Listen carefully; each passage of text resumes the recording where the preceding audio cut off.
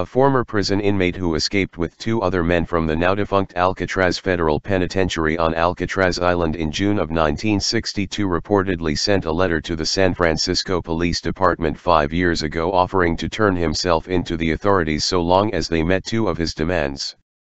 San Francisco station KPIX reported Tuesday that the letter writer claimed to be former inmate John Anglin. His first demand was that he would only be forced to serve 1 year behind bars. And his second demand was that he would receive free, government-subsidized treatment for his cancer. Talk about some stunning chutzpah. My name is John Anglin. I escaped from Alcatraz in June 1962 with my brother Clarence and Frank Morris. I'm 83 years old and in bad shape. I have cancer. Yes, we all made it that night but barely.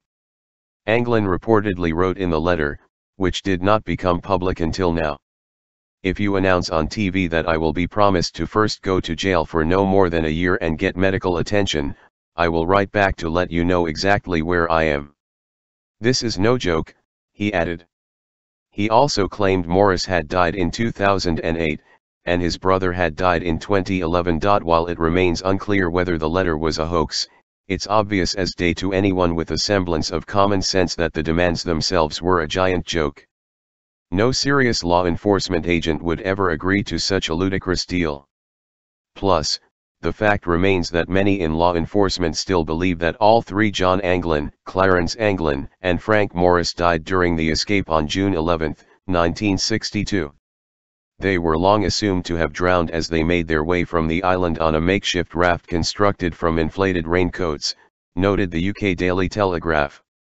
And even if they did escape, it's hard for anyone to accept that they would have managed to remain free for so many decades. There is absolutely no reason to believe that any of them would have changed their lifestyle and became completely law-abiding citizens after this escape, the U.S. Marshals Service said in a statement to KPIX.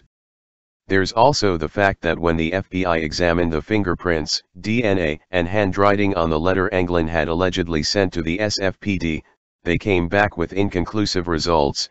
KPIX reported. To be fair, though, the men's families certainly believe they survived.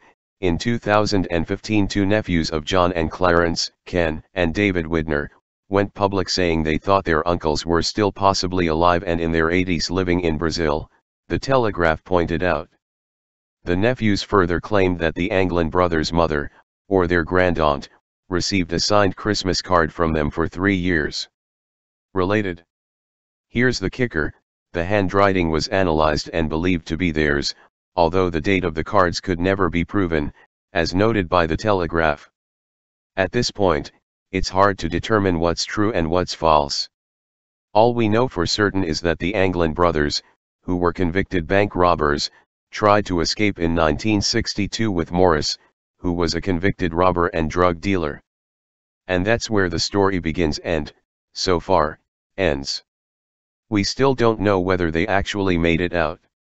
And truthfully, we may very well never know. That said, because of this mysterious letter, the FBI reopened the investigation into what happened to John Anglin, Clarence Anglin, and Frank Morris.